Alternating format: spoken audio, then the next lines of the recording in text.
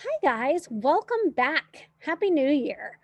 So, I've got a couple of books for you for this week. Did you know that January 5th was National Bird Day? There are a lot of national days for a lot of different things, but this one I thought, we have birds everywhere, so why not celebrate National Bird Day? So, let me share with you a book that I just recently found. Here we go. It's called The Blue Songbird. And I really want you to look at the pictures on this one. I think this is a really, really pretty book. And put me over there. The Blue Songbird by Vern Kousky. Once there lived a little blue songbird. Every morning she would wake up, hop to the edge of a high branch, and listen to her sister's lovely songs. The songbird always tried to join in with them, but she could never sing like they could sing. I'm not like my older sisters, said the songbird to her mother. It seems there are no songs for me. My dearest one, replied her mother, not just any notes will do. You must go and find a special song that only you can sing. So the songbird left her mother, left her nest and all that she knew, and flew off to find her own special song. When she reached a far off land, she saw a giant bird, unlike any she'd ever seen before. The songbird landed and began to chirp. Excuse me, Mr. Long-necked bird. In your travels, have you heard of a very special thing? A song that only I can sing?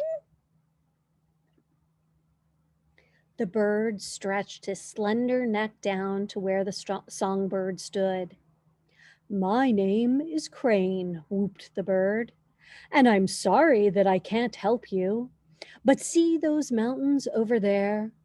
Beyond them lives the wisest bird. If anyone knows where to find the answer, I'm sure it will be him. The songbird kindly thanked the crane and then flew off to continue her quest. She soared over the mountain peaks and dove down into a deep valley until she reached a dark pine forest. Here she found a bird who looked old and very wise. Hello, Mr. Wise Old Bird. In your long life, you must have heard of a very special thing, a song that only I can sing. I am Owl, hooted the bird. Who are you looking for? No, not who, answered the songbird. I'm searching for a song. But the owl only cocked his head. Who? Who? This must not be the wise bird after all, thought the songbird. Still, she thanked him kindly, then flew off once more to continue her quest. The songbird crossed the rivers and valleys, cities and oceans. All along the way, she always asked where she might find her song. But no bird ever had the answer. One windy winter day, she met a bird who looked a little bit mean and more than a little bit hungry. Even so, the songbird bravely chirped. Please don't eat me, Mr. Scary Bird. I just wondered if you've ever heard of a very special thing, a song that only I can sing. Call me Crow, cawed the bird, and I have heard of such a thing. Across the sea there is an island, golden as the sun, and filled with the most enchanting music. Fly west as far as you can, and there you will find the song you seek. The songbird kissed the clever crow and then set out to cross the sea. She flew through the storm and wind, through night and day, until she was more tired than she had ever been. But the songbird did not rest, for she knew that soon she'd find her special song. Then she saw the island, glowing like a jewel on the horizon.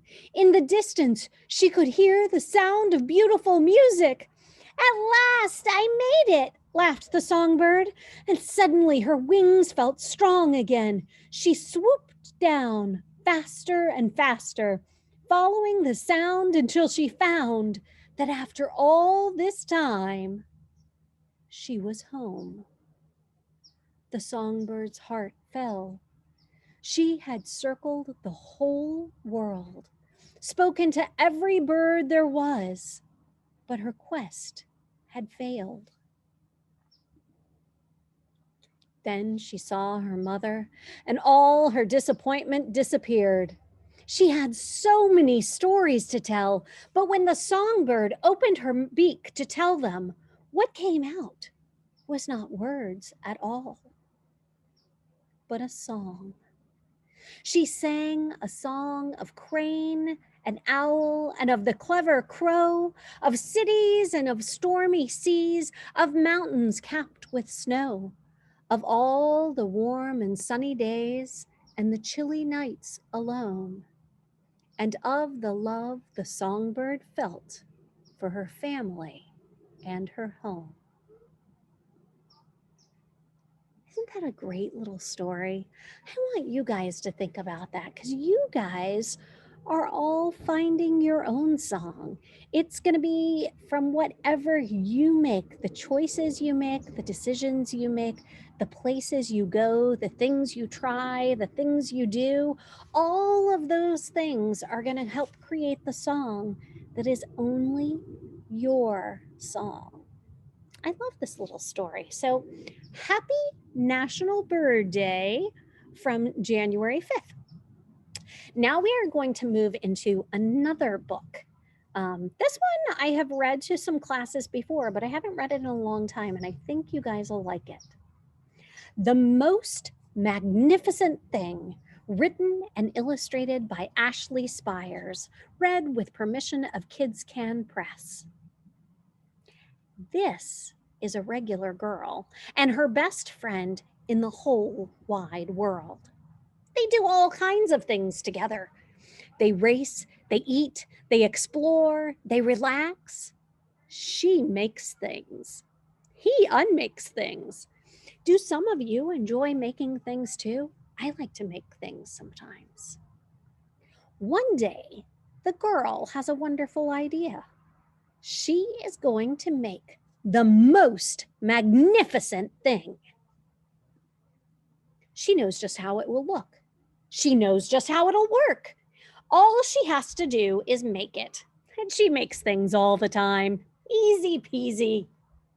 First, she hires an assistant, her friend the dog. Next, they gather their supplies. They set up somewhere out of the way and get to work. Now look at this picture. Look at where she sets up.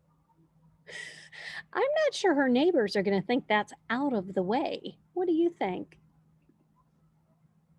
The girl tinkers and hammers and measures, while her assistant pounces and growls and chews. When she is finished, she steps back to admire her work. She walks around one side. Her assistant examines the other side. It doesn't look right. Her assistant picks it up and gives it a good shake. It doesn't feel right either. They are shocked to discover that the thing isn't magnificent or good. It is even kind of sort of okay. It's all wrong. The girl tosses it aside and gives it another go. She smooths and wrenches and fiddles. Her assistant circles and tugs and wags, and when she is finished, she stands up and takes a long look at it. Her assistant gives it a nudge with his paw. The thing is still wrong. She decides to try again. The girl saws and glues and adjusts. She stands and examines and stares. She twists and tweaks and fastens. She fixes and straightens and studies.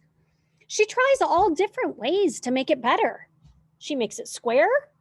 She makes it round. She gives it legs. She adds antenna.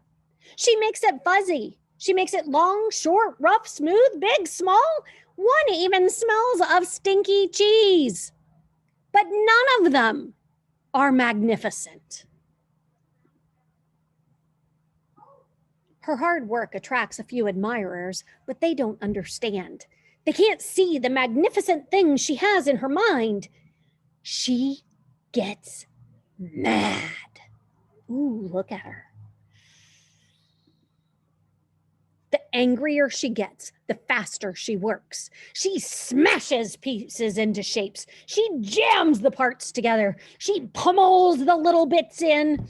Her hands feel too big to work, and her brain is too full of all the not right things. If only it would just work. Crunch. The pain starts in her finger, and then it rushes up to her brain, and she explodes. It is not her finest moment. I am no good at this. I quit. Her assistant suggests a walk.